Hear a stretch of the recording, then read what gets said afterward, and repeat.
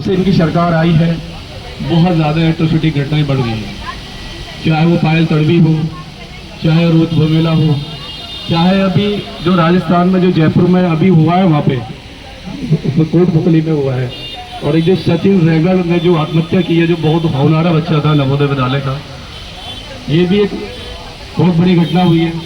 और अभी यूपी में भी एक, अभी आप गाजियाबाद जो क्षेत्र है वहाँ पे एक मतलब बमेटा है, ये देखिए कि उस बमेटा में जो एक स्कूल है उसका है वो एक पूरी तरीके से मनुवादी है और एक मतलब जनरल कास्ट का है।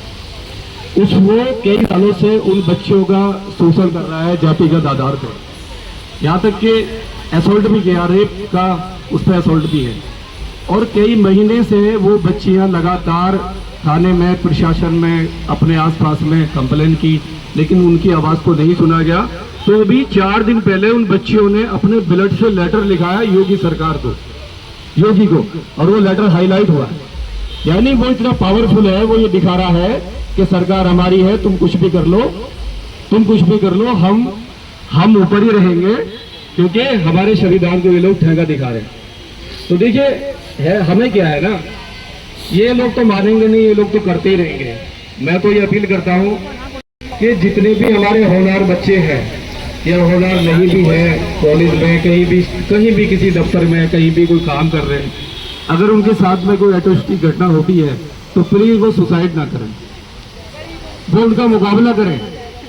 देखिए सुसाइड करना कोई हल नहीं होता है, मुकाबले करें, जैसे उधम सिंह ने किया था। आप याद कीजिए उधम सिंह को, उधम सिंह ने सुसाइड नहीं किया, उधम सिंह ने घर में घुस के मारा था।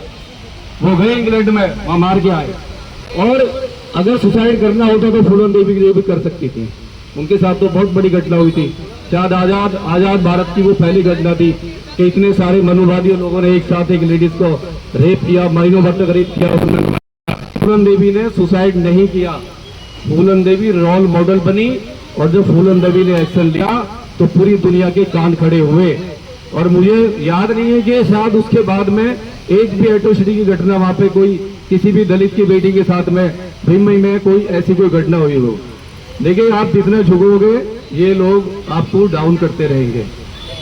आजादी तो बलिदान मांगती है। अगर आप कहीं भी सुसाइड करने का मन में आपका आ रहा है तो मैं तो ये कहता हूं कि सुसाइड बिल्कुल मत करना, मुकाबला करना और उनको दिखाना कि हमें सुसाइड नहीं कर सकते, हम तुम्हारा मुकाबला करेंगे। अगर तुम हमें एक मारोगे, अगर तुम हमें सुसाइड के लिए उकसाओगे, हम 10 मारेंगे। अगर हम 10 मारेंगे तो उसी दिन सुसाइड करना बंद हो जाएगा। अगर आप ये बार बार सुसाइड करोगे, आपका नुकसान हो रहा है, आपकी फैमिली का नुकसान हो रहा है, आपके समाज का नुकसान हो रहा है। अगर कोई पायल तड़वी अगर सुसाइड करती है तो कितना बड़ा नुकसान हुआ उस परिवार का, क्योंकि एक आदिवासी लड़की थी, एक आदिवासी लड़की को डॉक्टर बनना बड़ा मुश्किल होता है।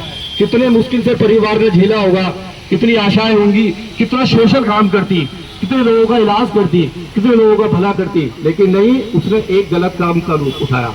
वो सुसाइड नहीं करना था उनका। जैसे आज हमारी ऋतु है, जो बहन है, बेटी बैठी हुई है, ये मुकाबला कर रही है, इसने हार नहीं मानी। और मैं भी आ गया हूँ, बहुत सारे लोग हैं मेरी आवाज को सुनेंगे। मैं भी अपील कर रहा हूँ, आप लोग रोज 4 दिन से अपील कर रहे हैं, तो मजबूती से डटे रहना। हम सारे लोग आपके साथ हैं। हमने दिखाया है, इस सरकार को दिखाया, SC ST एक्ट में यही सरकार थी, घुटनों पर आई थी, ये भूले नहीं। हमने दिखाया ये जो मनुवादी सरकार है ना, घमंडी सरकार है, ये कहती है कि हम झुकना नहीं चाहते, नहीं, हम जानते हैं झुकाना। हमारे 13 बच्चों ने शहादत दी, लेकिन मैंने कहा ना आजादी कुर्बानी मांगती है। वो 13 बच्चे जो थे वो नॉर्मल फैमिली से थे, वो कोई VIP क्लास में नहीं थे। ये जो बैठ जाते हैं ना, बाबा साहब ने क्या कहा था, बाबा साहब ने कहा था कि मुझे पढ़े लिखे लोगों ने धोखा दिया है। ये जो पढ़े लिखे लोग हैं ना, IAS PCS डॉक्टर इंजीनियर बन के जो पेशी मत बैठ गए, जो रिजर्वेशन का बैठ के मजे ले रहे हैं और कभी भी समाज के लिए नहीं आते हैं, ये उनके लिए कहा था। और आज भी वो लोग बैठे हुए हैं। वो जो 13 बच्चे जो शहीद हुए थे, उन 13 बच्चों की वजह से सरकार की नाक में दम हो गया, सरकार को घुटना पड़ा, घुटने पे आई, राज्यसभा में बिल लेके आई, फिर वहां से वो हमारा जो काला कानून था वापस हुआ।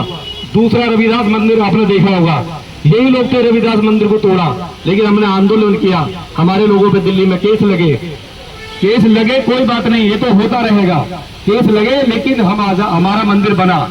तीसरा 13 पॉइंट रोस्टर को इन लोगों ने खत्म करा था, मैं भी उसमें था कमेटी में।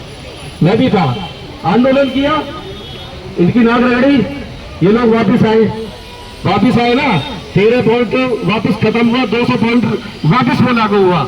और दूसरा किसान आंदोलन, इन्होंने क्या देखा, किसान आंदोलन को जितने लोगों ने बदनाम किया ना, यही मनुवादी लोग थे, नक्सली है, पाकिस्तानी है, खालिस्तानी है, दुनिया भर का बहाना, दुनिया भर का ड्रामा किया। लेकिन क्या हुआ लास्ट में, जीत आंदोलन वालों की, जो सही रास्ते पे थे। तीनों काले कानून बिल वापस लेने पड़े इसी मौजूदा सरकार को। तो मैं आपसे कह रहा हूँ, डरने की जरूरत नहीं है, सरकार डाउन है और ये सरकार डरी हुई है। ये जो बैठे हुए लोग हैं ना, ये डरे हुए हैं, आज तक इनको किसी ने जवाब नहीं दिया। टॉर्चर हर डिपार्टमेंट में होता है, कोई डिपार्टमेंट भारत में ऐसा नहीं है जहाँ पर टॉर्चर ना होता हो। लेकिन वही लोग सहते हैं जिन्होंने बाबा साहब को नहीं पढ़ा है, जिन्होंने सही उसको भगत सिंह को नहीं पढ़ा, जिसने ज्योतिबा फूले को नहीं पढ़ा। अरे अपने पूर्वजों को पढ़ाइए, जब पूर्वजों को पढ़ोगे तो आंदोलन का रास्ता भी आपको आना होगा। तो मैं ये कहना चाहता हूँ कि मैं आपके साथ हूँ, हमारी पूरी आपकी टीम आपके साथ है। जय भीम, जय भारत।